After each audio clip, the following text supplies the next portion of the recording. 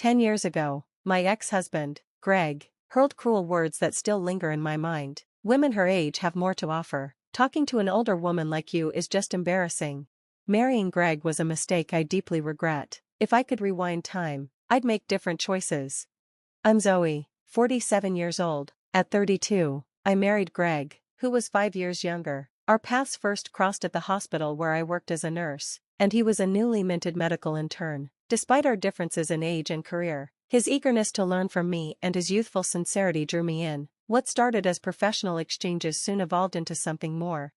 Though I initially hesitated because of our age gap, Greg reassured me it didn't matter. After 2 years together, we got married, but 4 years into our marriage, everything changed. He began making hurtful remarks, expressing regret over not choosing someone younger. Worse, he shamelessly flirted with the younger nurses at work. I ignored it, until I could no longer turn a blind eye. Greg had been having an affair with a former patient, someone 9 years my junior, who was already carrying his child. When confronted, he laughed, justifying his betrayal without a shred of remorse. That was the moment I knew I couldn't stay. I demanded a divorce and requested alimony, which only enraged him. He thought he should be compensated for putting up with our marriage. His father, instead of holding him accountable, remained indifferent. Since Greg refused to pay, I sought legal help. I had endured enough humiliation and betrayal. This time, I fought back. With a lawyer's assistance, I secured the alimony I rightfully deserved. Once our divorce was finalized, I moved out, breaking our lease, while Greg transferred to a different hospital, leaving behind more insults and a trail of workplace gossip. Eventually, the rumors became unbearable, affecting my mental well-being. I had no choice but to resign. For a while, I drifted, unsure of my next step, but I knew 2 things: I loved nursing, and I found comfort in staying active. Eventually, I found an opening at a small maternity clinic just a couple of blocks from my home. During my interview, I was welcomed warmly and quickly became part of the team. The clinic, though small, provided a nurturing environment for both patients and staff. Then, one uneventful shift, a pregnant woman arrived for her checkup. When I heard her name, my stomach dropped. It was the same as Greg's mistress. At first, I brushed it off as a coincidence, but when she confirmed her husband's name, Greg, a doctor, I knew the truth. She was my ex-husband's wife. I debated whether to acknowledge our connection but chose to stay silent. Days passed, and I managed to avoid any awkward encounters. That is, until Greg himself showed up with her for an appointment. The moment he saw me, his expression turned to shock.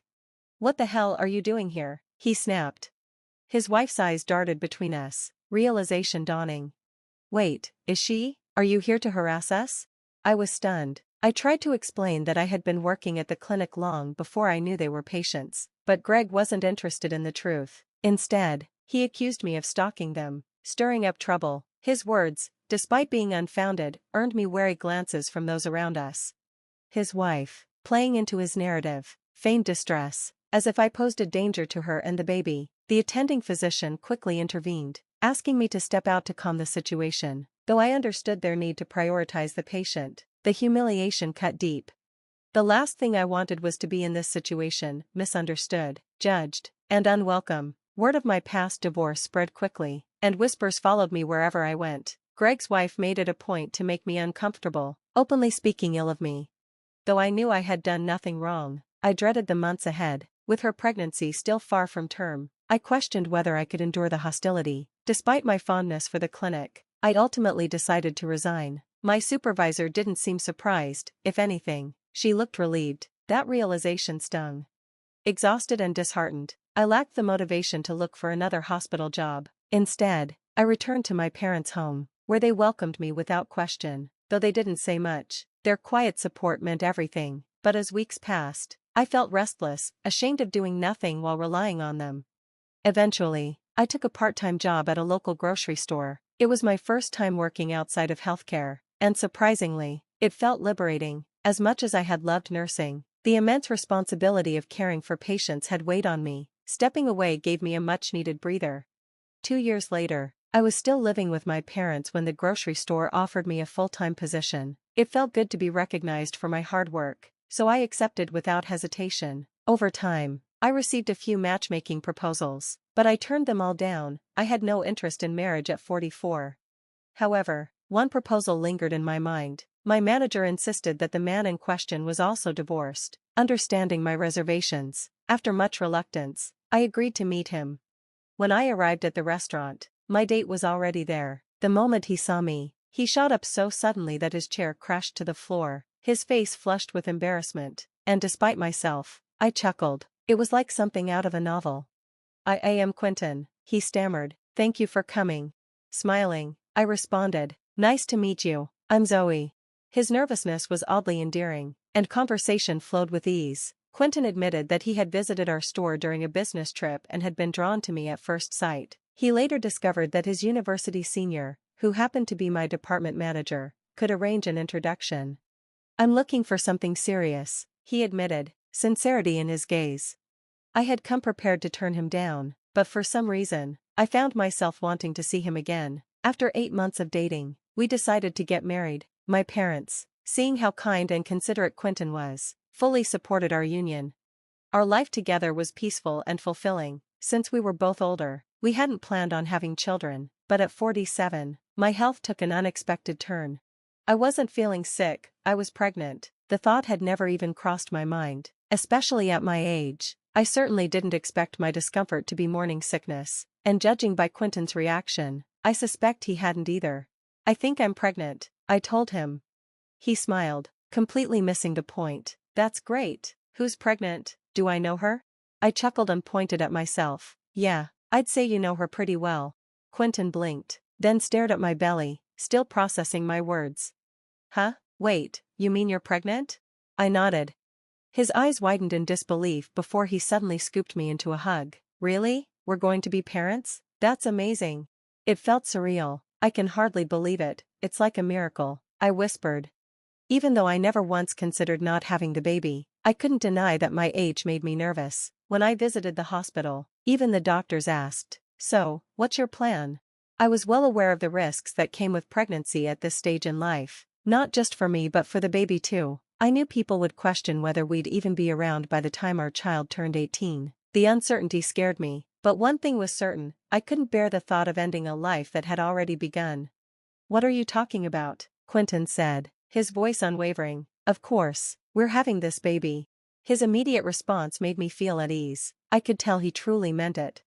Still, as time passed, his concern for my health grew. I understood why. He wasn't just my husband, he was my protector. We discussed it at length, but our hearts never wavered. With the guidance of a doctor, we began preparing to welcome our child.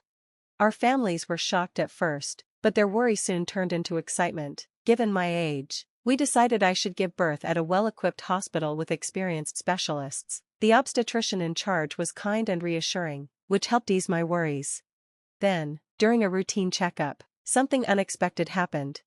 Alongside my usual doctor, an internal medicine specialist had joined the examination, an added precaution due to my age. Quinton was supposed to accompany me that day, but an urgent work matter had come up, so I went in alone.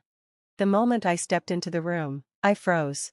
Standing before me, in a doctor's coat, was Greg, my ex-husband. I could hardly believe it. He took one look at me and let out a sharp laugh. Seriously? A 47-year-old pregnant woman? That's ridiculous. The obstetrician and nurse exchanged uneasy glances, but Greg was oblivious. You have no right to talk to me like that, I snapped. I'm here as a patient, and I don't need your opinion. Greg smirked. A grandma having a baby? That's just disgusting. I clenched my fists. Do you even hear yourself? Pregnant women already have enough anxieties without a so-called doctor spouting insults, and you call yourself a professional? He scoffed. Do you even realize what kind of hospital this is? We cater to celebrities. You don't belong here. I refused to back down. Then maybe you should be the one leaving, Dr. Greg. Gladly, he sneered, motioning toward the door. Good, because there's no way I'd trust a hospital that employs someone like you, I shot back. At that moment, Quinton entered the room. He immediately sensed the tension. His eyes darted between my furious expression, Greg's pale face, and the uncomfortable silence hanging in the air. What's going on? He asked, his voice calm but firm. Before I could answer, Greg tried to brush past him. But Quinton wasn't having it. You insulted my wife, didn't you? His tone had shifted, low, serious, dangerous. Greg stammered, trying to deny it, but Quinton wasn't fooled. You're a doctor, aren't you? How could you speak to a patient like that? What kind of hospital allows this behavior? Just then, the nurse who had left earlier returned, with the hospital director, Mr. Carter. I heard enough of what was said here, the director stated, his expression grave.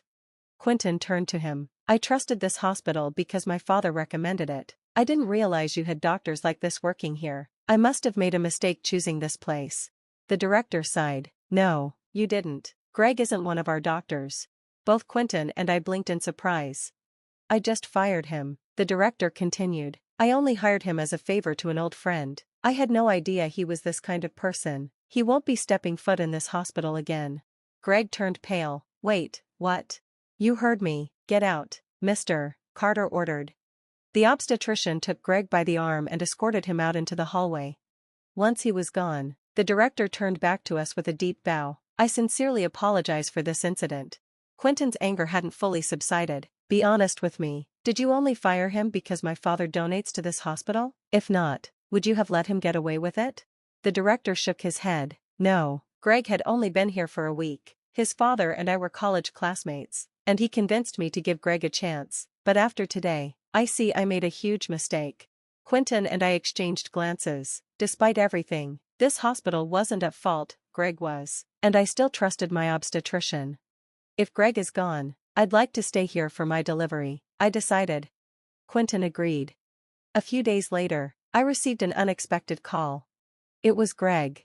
Please, he begged, talk to the director, ask him to take me back. If I lose this job, I'm finished. Apparently, he had burned every bridge. No hospital wanted him anymore. His father had warned that if he got fired again, he'd be cut off completely. Before I could respond, Quinton took the phone from me. If you ever call my wife again, I'll report you for harassment, he warned. Stay away from her, forever. Greg never called again. Not long after, I stopped by a convenience store after a hospital visit and saw him working behind the counter. He was crying, muttering about how his wife had left him and taken their child. I felt nothing. I simply turned around and walked out. A year later, I gave birth to a beautiful, healthy baby girl. She was perfect. And Quinton? From the moment he laid eyes on her, he was completely smitten. So much so that I had to remind him, she was our daughter, not just his. Our family was finally complete. And we couldn't have been happier. Thanks for watching. See you in the next video. Stay tuned.